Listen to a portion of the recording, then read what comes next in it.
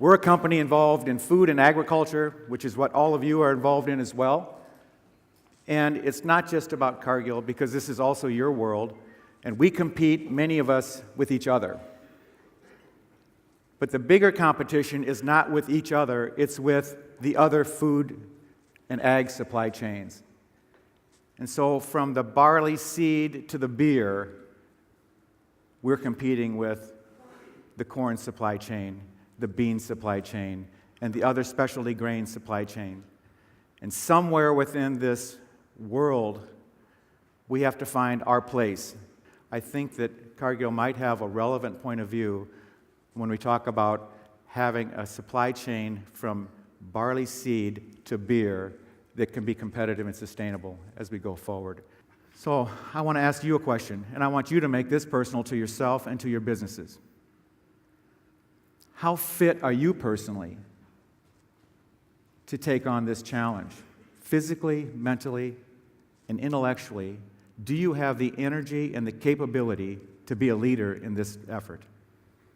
And the second question is, how fit is your organization to be able to be a leader in this? And how would you know?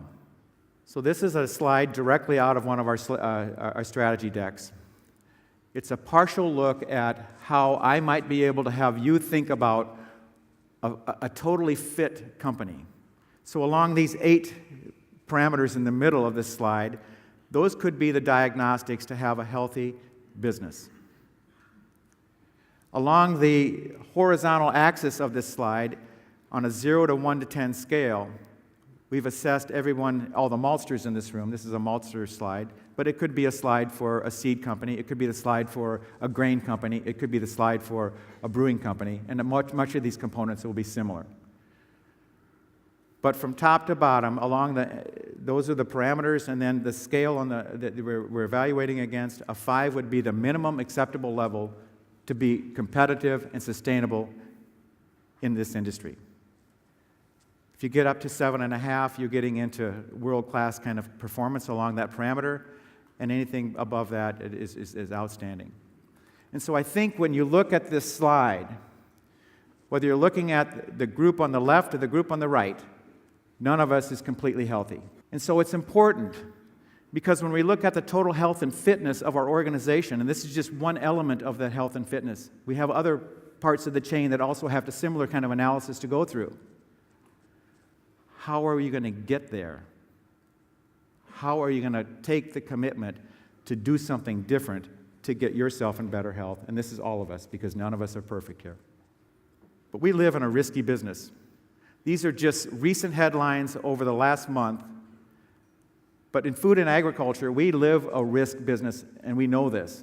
So weather is always a risk. The crop is always a risk. But in our Cargill portfolio of businesses, the malting business is a higher risk business than most of the other businesses that we have in our portfolio, because we have this live seed that we're trying to take and process regardless of the weather conditions, whether it's 100 degrees Fahrenheit above zero or 60 degrees below 0 Fahrenheit. 100% humidity, 0 humidity. We're asked to process to the same parameters every day, everywhere, and sometimes making those commitments 3, 4, 5, 6 years ahead of time on crops that we have no idea what the conditions are going to be like when we make the commitment. And so in our world of malt, it's one of the highest risk profiles that we have in our Cargill food and ingredient systems portfolio. We live in a very polarized world right now, probably more so than most of us can imagine, between politics and economics and social and religious issues, where it's extremely polarized right now. These tanks are parked outside of our sunflower seed crushing plant in the Ukraine. And on July 3rd, we had some Russian separatists show up at our sunflower seed crushing plant and wanted to have a look around. We had to send everyone home, and on July 4th, they've taken over this facility as a command post and a lookout for their war.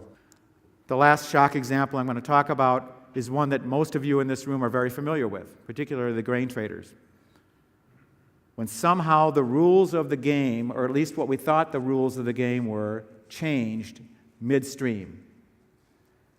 When we were able to plant a new variety of corn GMO seed, we were able to grow it, harvest it, get it into the commercial chain, and get it onto boats and get it into China, and all of a sudden, wait a minute, we're not going to accept that.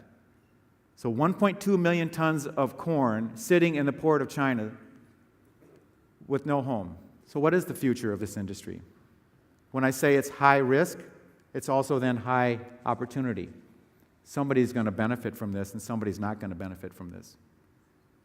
Many of you in the grain business know that there's been consolidation in the grain business. We talk about the ABCD companies in the grain business: ADM, Bunge, Cargill, Dreyfus. This consolidation in the grain business is no different than the consolidation in the seed business, the feed business, the cocoa business, the chocolate business, the corn milling business, the flour milling business, the meat business. These are all other supply chains that we're actively involved in, and we watch this evolve, and it hasn't evolved yet in the malting industry. And it's not because anyone's trying to force it or it's the goal. It's not the goal. We all want to hold on. It's the natural evolution that has to happen in the malting industry. But consolidation alone will not make your business fit and healthy along all 8 of those dimensions. And so with this kind of evolution, then you're going to have bigger rewards to take care of the risks and the shocks that we have and build up reserves, because in the next 10 years, we need $8 billion in the malting industry alone to be invested to accommodate the fixing up of the old assets that we have, the infrastructure that we have in place, and build the new capacity that we need to grow a better world. And so this $8 billion is going to have to come from someplace. In a world that doesn't pay for SG&A, it means it's a world that doesn't have the funds to get the $8 billion and to overcome the shocks that we have in the risk profiles that we have. And so there's this constant battle between how do we have a fit-to-grow organization and make the necessary investments and try to get the payback on that. So 150 years as Cargill. I'm going to go back to the beginning. I said I wanted to be able to raise a conversation, and hopefully from a relevant point of view, that would help people think deeply about the state of this industry. Where's the $8 billion going to come from over the next 10 years? And how are we going to get the entire supply chain a profitable and fit-to-grow seed company, a profitable and fit-to-grow farmer partner, a profitable and fit-to-grow maltster, and a profitable and fit-to-grow beer company? The entire chain. Because that's the chain that has to compete with the soybeans, with the corn, with the wheat, for our raw material to make this entire chain successful.